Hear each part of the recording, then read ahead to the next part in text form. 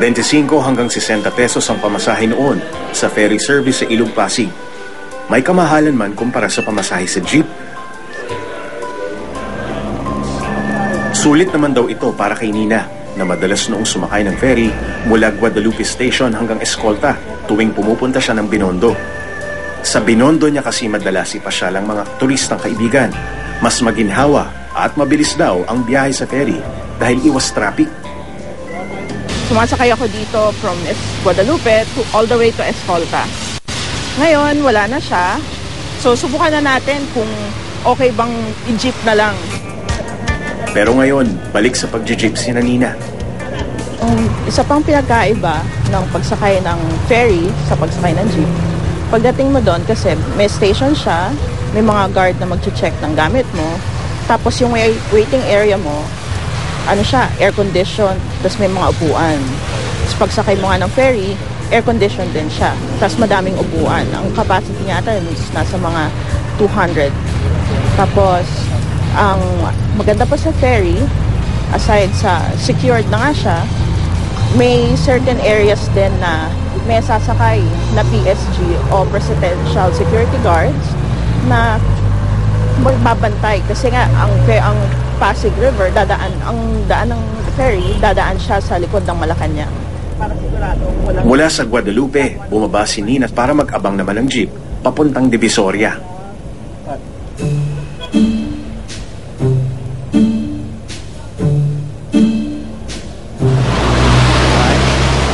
May mga ilang minuto na rin tayo nag-aabang ng jeep. At nakita nyo naman, medyo napakalinis ng Taft Avenue ngayon. So, baka kung wala mang Divisoria, siguro mga jeep o bus na papuntang Lotto na lang sasakyan natin. Tapos maglalakad na lang.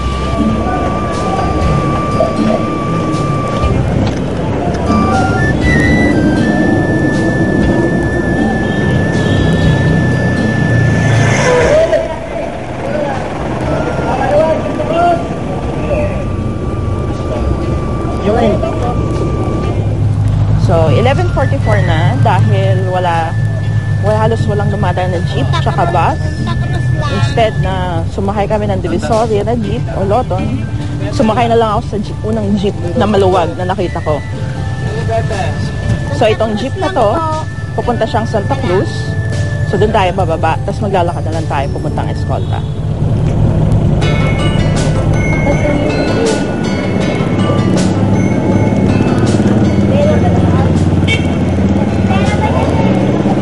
Andito na ako ngayon sa Escolta. Kung sumakay ako ng ferry, doon ako bababa sa kabilang dulo, malapit sa Jones Bridge. Pero dahil nga nag-jeep tayo, doon ako sa Santa Cruz Church bumaba. At siguro may mga 10 minutes na pa tayong lakad going to Escolta Station. Tapos galing doon, papuntang Binondo, siguro mga 10 minutes ulit.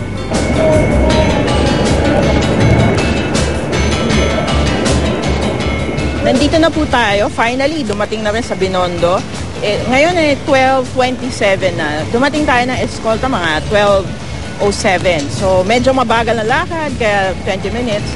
Pero tatandaan nyo, umalis tayo ng Guadalupe ng 10:38. So, medyo matagal ang biyahe natin. Hindi po nakatulong na mahirap sumakay at yung mga baha din po. Ang laki ng pinagkaiba niya sa papalit-palit ka ng jeep, kay may kasama pang lakad, umuulan pa. Sa ferry, sasakay ka lang, nakaupo ka, relaxed ka na. Tapos, pagbaba mo, andun, Escolta, onting lakad na lang, Binondo na. Doon sa isinagawa nating social experiment, kung saan may kinausap tayo na pwedeng subukan kung gaano kalayo yung biyahe, nakita natin na mas mabilis talaga yung paggamit ng ferry system. So dito pa lang napatunayan na natin na malaking tulong talaga yung ferry system. Sa mga mauunlad na bansang tulad ng Japan, US at China, at kahit sa mga karatig bansa natin tulad ng Thailand, Malaysia at Singapore, itinuturing na isa sa mga pangunahing transportation service ang river ferry. Kasi like nung obserbasyon ko halimbawa pagka naglalakbay tayo sa ibang bansa, halimbawa nagpunta tayo ng Malaysia, nagpunta tayo sa Macau halimbawa sa China, nagagamit nila ng husto yung kanilang mga ilog eh. Hindi lang sa transportasyon, kundi pati na rin sa kanilang trade o yung kanilang merkado. So, maraming gamit itong ilog, lalong-lalo na kung mapapasigla natin yung ferry system. Magagamit natin ng maayos. Dito sa Pilipinas, taong 2007 ang buksan sa publiko ang Pasig River Ferry Service na pagtutulungan ng pribadong kumpanyang Nautical Transport Services Incorporated o NTSI at ng Pasig River Rehabilitation Commission o PRRC. Ang NTSI naman ang bibili ng 6 na ferry boat na gagamitin. Sila rin ang mga ngasiwa sa operasyon at ng pagme-maintain nito. Since the operations ng ferry boat, walang ginastos yung government doon sa any maintenance ng ferry boat kasi yung ferry boat operations was being handled by NTSI. Ang PRRC ang magpapagawa at mangangasiwa sa operasyon ng 17 ferry stations. Inutang ng gobyerno ang pondong ginamit sa pagpapagawa ng mga istasyon sa Asian Development Bank o ADB.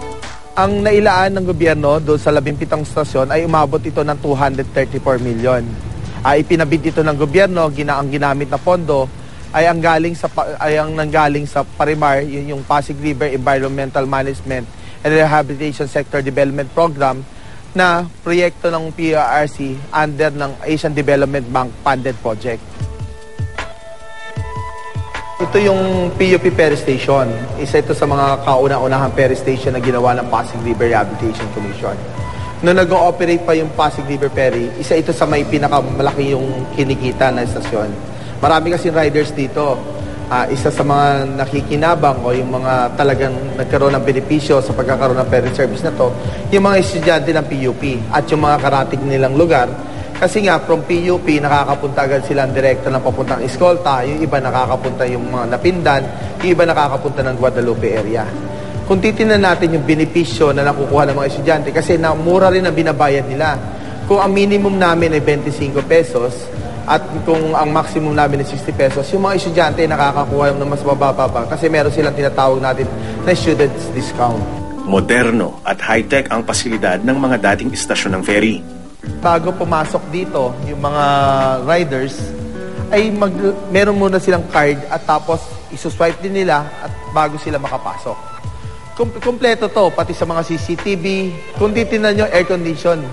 Talagang maganda yung pakiramdam ng sasakay pa lang dito. Pag sumakay ka, pagsakay mo pa lang, proud ka na. Nakasakay ako ng Pasig River Ferry System. Ito yung tinatawag naming lift. Yung lift na to, kung sakali ay ikaw ay may kapansanan, meron kang wheelchair, pagpasok ng wheelchair dyan, bababa yan, then after yung bumaba dyan, pwede na siya makadirekta ng ferry service. Pagkalugi ang itinuturong pangunahing dahilan ng tuluyang paghinto ng operasyon ng ferry service noong Enero taong 2011. Ayon sa COA report na inilabas para sa taong 2010, umabot sa 101 milyong piso ang operating expenses ng Pasig River Ferry Service mula taong 2007 hanggang taong 2010. Pero ang kinita lamang nito, nasa 7.3 million pesos lamang. Ibig sabihin, may deficit o nalugi ito ng mahigit 94 million pesos. Ang istasyon ay nagsimulang tumigil yung operations nung ferry service nung taong 2011 na halos, nung natanggal yung Certificate of Public Conveyance ng aming contractor, which is NTSI, kasi medyo naging mababa yung ridership.